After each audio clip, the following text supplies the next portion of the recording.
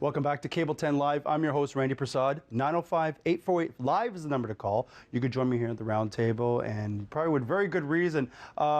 We have a phenomenal guest on deck here, an epitome of an example of what happens to certain Canadian citizens that has lived a great Canadian dream here for many years until the eye of, I guess you would say, discrimination and I guess, yeah, I would say discrimination would come on deck, and to that magnitude would change your life forever. And reading his biography and having the opportunity to have him sit with me right now is very touching, and we're going to actually sit back and have a biopic of the man that's sitting before me, Mohamed Attia.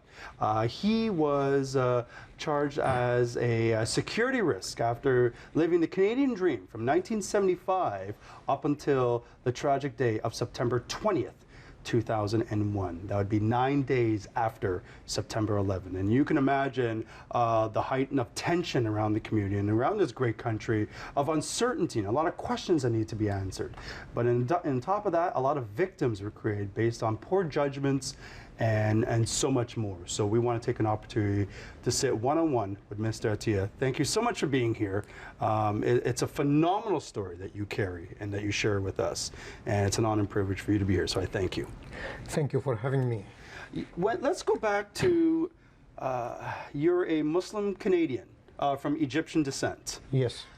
Tell us what life was like as a Muslim Canadian from 1975, very briefly, to the night before September 20th. You were an engineer, a very successful one. You had a beautiful wife, 4 children, and it seemed like everything was working great for you. Tell us a little bit of background about your past before the 20th.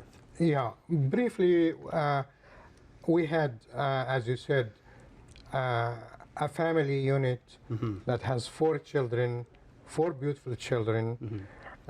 We were struggling as a family to live and to have the good life and to make sure that our children will be able to enjoy a better life than we had before coming to this country. Right. But we had our own struggles as a family, like any other family with 4 children. Right. But these were just normal, standard ways that everybody confronts in raising 4 children. Sure. Your profession was engineering. Yes. And you went to school here for engineering. I had a master's degree from the University of Waterloo. Okay. But my original degree, engineering degree, was obtained in Egypt, in Cairo University. You went to school here, you had some jobs here, and what's really fascinating about your story, before we get into the details of September 20th, you worked for us, you served Canada in the armed forces. Yes, I did. Tell us really briefly what that experience was like, being a Muslim Canadian, donning the red and white, the maple leaf, defending and serving our country. It was a wonderful experience. It's actually one of the main highlights in my life in this country, that I was volunteering with the Canadian Armed Forces. It was a chance that I learned a great deal of good skills. And I've seen some great people and leaders there who were very fair and very objective. And I haven't seen anything that I could really complain. It was one of the most successful organizations that I have seen in this country. It was all a positive experience, I must say. You went from there, you started to do a tour with jobs in engineering into the States. I believe you were hired over in Massachusetts. Can you tell us briefly about the experience that was like working as an engineer, a Muslim Canadian going to the United States? What was that experience like for you? It was great. I worked for a consulting company in Boston, and it was a contract job, but I was amazed because the environment was very, very different than what I've seen in Canada. Right. Unfortunately, I worked for 2 organizations in Canada, Ontario Hydro and AECL. Right. And both in the nuclear industry. Right.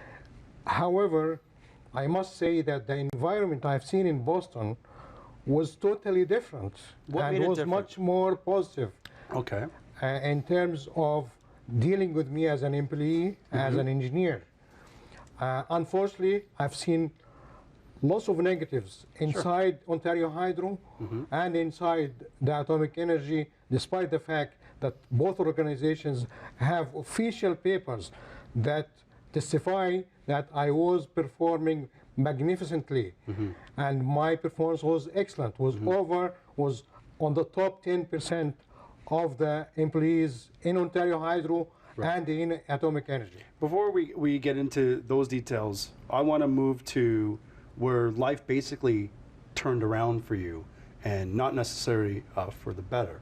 We're 9 days after the tragic events of September 11th. We're entering September 20th, 2001. You had moved to a job to an organization called AECL, AECL? Yes, AECL? the Atomic Energy of Canada Limited. And that is in Ontario, Deep River, Ontario. Yes, Okay, so you moved back to Ontario. Deep River is a new place. You haven't been there before. You uprooted your family and your 4 children to Deep River. So now you've acquired a new job as an engineer. On the 20th, you were going out for lunch. You were on your lunch break, you were going out, and you were confronted by a group of police officers. Tell us briefly the details about that encounter and what made that encounter significant to the turn of events that would lead us today. on the September 20th, I was leaving the office going to home for lunch. And on the doorway in the parking lot, I met 2 officers who introduced themselves. They were on the premise. Yeah, they were there. Okay. They introduced themselves to me as an officer from CSIS and another one from the RCMP. And they told me that they have nothing against me, but they have some questions that they want to speak to me about them because of the 9/11, and they're trying to find any piece of information that may help them in their investigations. I invited them to come to the office, to meet me in the office. Okay. We can have a meeting room there. They said, no, we don't want to make a scene down there inside the office, but you can come with us. You're very cooperating and very... Indeed, I expressed them, I told them if I have anything that can help you, Sure. I'm more than happy to do that. They took you to the police station. Yeah, And then what transpired there? I'm sorry. What transpired there? What happened at the police station? It was a shock to me, to be honest with you, because it turned out that they were not just asking a few questions about 9/11, they were basically threatening me. They were questioning the fact that I was praying during my lunchtime in AECL premises. The police officers would apprehend you on the notion of you were praying? Yes, It seems very it unbelievable. seems very odd Yes. and very uncommon. Did you believe that reasoning? Did you believe that was the reasoning? Or do you feel there was something more to it than No, that was part of the conversations. that? Okay. And I felt for almost an hour and a half or 2 hours that the whole goal is just some intimidation for no apparent reason. So you didn't see the reason why, but you knew the line of questioning was not in alignment to you really being there. No, I was surprised at some point. One of the officers was telling me, you know, that if you were to be questioned in Egypt, they would be dealing with you in a different way. And he was pointing out to the fact that in Egypt, the police may act physically Sure. to intimidate anybody. Sure. So I told them, I am a Canadian, and you deal with me as a Canadian. That has nothing to do with Egypt. Absolutely. Absolutely. But it was shocking. How long did that conversation last? I would say an hour and a half, 2 hours. And they, at the end, asked me to check my car. I told them by all means. And they went out, checked it. What were they looking for? I don't know. Okay. I just wanted to not to give them any excuse that I am to show that I am not cooperating. Absolutely. And I have nothing to hide or to be No. afraid of. Absolutely. Share. After they finished, they said, "Okay, you have another car standing at home. We like to check it out also." Oh, by all means. And we went there. I let them also open the car and check it out, and there was nothing. This is all happening very fast, and this is extremely overwhelming. What immediate emotions were going through your head while you were sitting there being, interrogated, more or less? I blamed myself for being honest and cooperating with them, and I said to myself, and I knew that in advance. Let's hold that. We're going to come back to that after the commercial break. This is Cable 10 Live. I'm Randy Prasad. We're going to be back with more. Stay with us with more coverage on our one-on-one interview. Stay with us.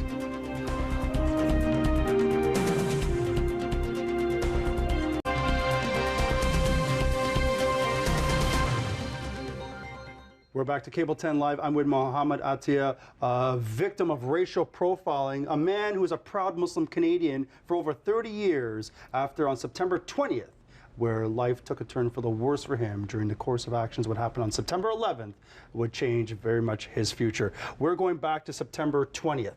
You had just come back from the police station from lunch. You're being interrogated for no apparent reason. At the point you went back to the ASIL, that's the company, over at over in River, Ontario, you were locked out of work.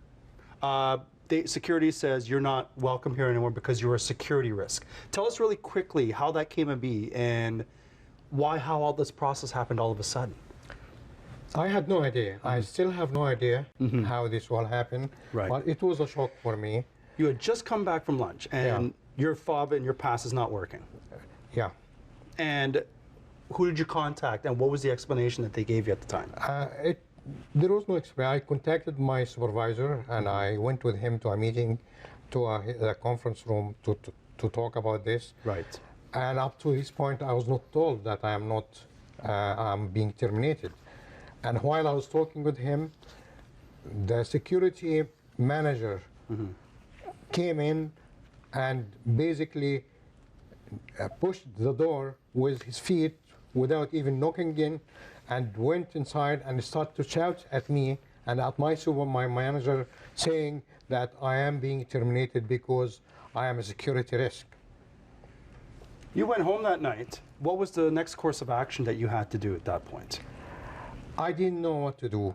I was in confusion for some time until we finally ended up with filing a legal case against the three agencies, Atomic Energy, CSIS, and RCMP.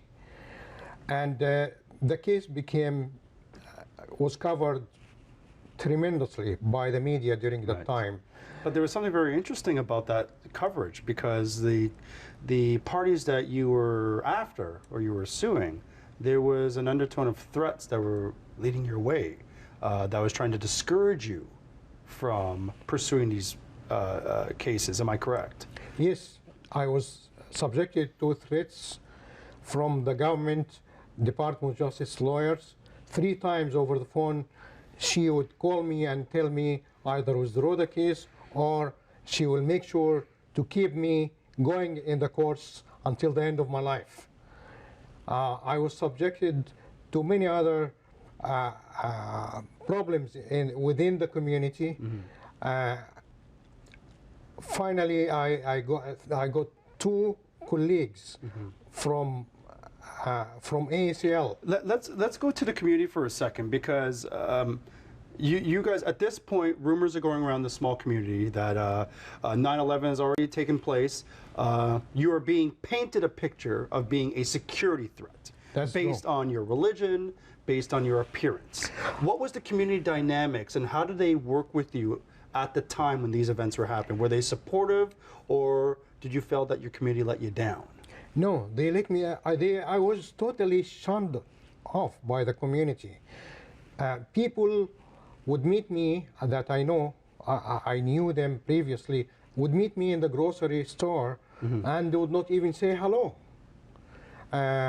we were portrayed during the community parties, personal parties on weekends, were portrayed as if I was the uncle of Osama bin Laden. All kinds of rumors you can imagine. We became entertainment for the community. Right. I was so concerned about my children who were in the school. How old were they at the time? How old? Were they at the time? The eldest was 15 years old, and the youngest was 7 years old. Were they receiving any backlash in in the community as well from the schools as well? I don't know. They never told me anything. I never had the opportunity to really touch base with them about this. We're so much in stress that I couldn't even take care of this part. The community has left you alone, turned their back on you. There's a sense of betrayal. Being a Canadian citizen, you figure that your Canadians, your fellow people, will come and support you.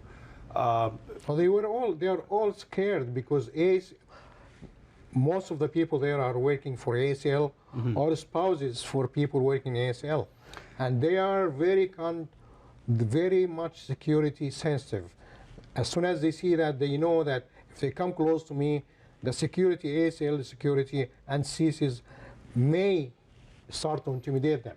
ACL was the company that you were terminated from because you were a security risk. Yes. Two representatives, after you've been terminated Yes. and were at home, two representatives of that company showed up at your door. Yeah. What transpired there and why? They just came pretending that they are coming on their own by their own choice. Okay. But as soon as I spoke to them, I knew that they came with the blessing and under the eyes of ACL security.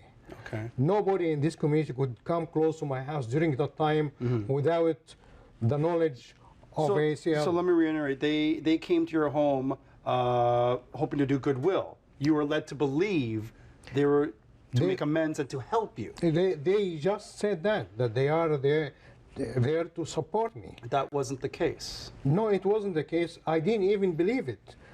But I knew right away that they cannot come without permission from ACL. But I was in the situation where I'm being accused to be security risk, and if I refuse them to come to my house, they may spread more rumors that I may have bombs inside, or I may be hiding anything inside the house. So I let them on that basis.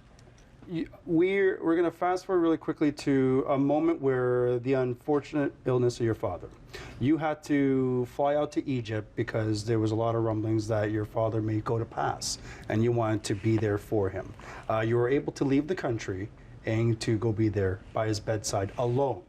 Your wife and your 4 children were at home in River, Ontario.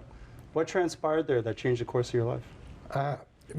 My father went into a coma just a few days after that situation happened to me in Canada. And he went into coma. Because of that situation, I wanted to go to see him before he passes away. Right. But I couldn't. The lawyer told me, don't go there because they will suspect that there is something wrong. So I had to stay.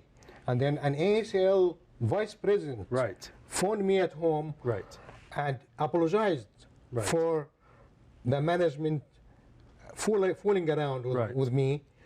And he promised me that if I would go back to work for ACL, I will never be subjected to any harassment. But before really quickly we get into that, you came back from Egypt and your wife and children were gone. Apparently, I came back from Egypt in early January, and your family's gone. My family is not there. No explanation, no notice, nothing. We're going to get into, have you reached in contact with your, I guess I'm assuming your ex-wife and your 4 children since that tragic day? Before I come from Egypt, I was in contact with my family from Egypt twice or 3 times by phone from Egypt. Right. Only on the last, it was the New Year's Eve, I phoned in. I spoke briefly with my wife, Right. and they refused to let me speak to the children, claiming that they're asleep. Really quickly, where did the change of heart come from? Was she motivated? Was she brainwashed by You see, higher powers around in that community? you see, my wife has been diagnosed as a schizophrenic, Okay.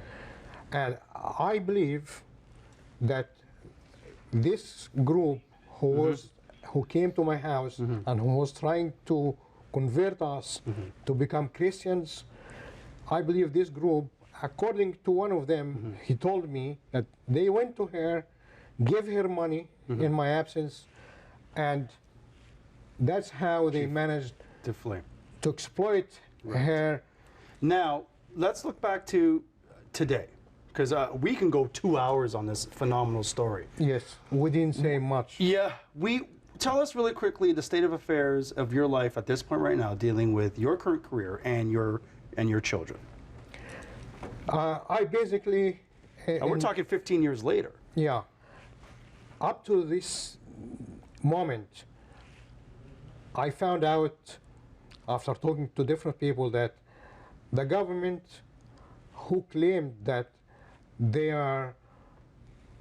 admitted that I was wrongly accused, Right. and Peter McKay had championed Peter that. McKay Yep. stated that in the parliament. Right. The same government up till today are refusing and insisting on not clearing my name formally. And because of that, I'm suffering. I'm suffering inside Canada because I was subjected to discrimination on my job. And since 2009, 2006, I am out of job. I'm not getting any money, although I am technically still an employee there. So I was discriminated on my job. Technically, they fired me. I was discriminated in the family court because of that, the fact that my name was never cleared, and the family court, as an example, gave custody to a schizophrenic mother, putting the children under the maximum risk. There is much more detail, horrible details about the discrimination I was subjected to, and my lawyers were subjected to in trying to defend me. And this ended up, I lost a lot of money in a very poor and very unfair legal process because they are afraid. They don't want to clear my name until today because basically the government does not want to take responsibility for the wrongdoing that they did on 9/11. What do you want now? The first logical step is that the government should clear my name officially, and then we can talk. I personally find that I have suffered a lot of damages. Yeah. Just to state a few. Yeah. For 9 years now, I have lost wages of 9 years of employment. Right. That's almost $1 million. Yeah. I lost additional my life savings in defending my children and myself in Can I ask you one? in the court. Can I ask you one before we will have to wrap up? If someone asks if you're Canadian today, are you still Canadian? I'm not sure. To be honest with you, I am not sure. Thank you. But you have to remember, I spent 40 years in this country. I have no place else to go. Sure. After all these years, Okay. and it is very disappointing. Thank you so much for your time, and thank you for sharing your story. And thank you, ladies and gentlemen, for being on deck here and witnessing this. And hopefully we're going to bring you back again and to flesh out more details. And with that in mind, thank you all for tuning in. Good night, everyone.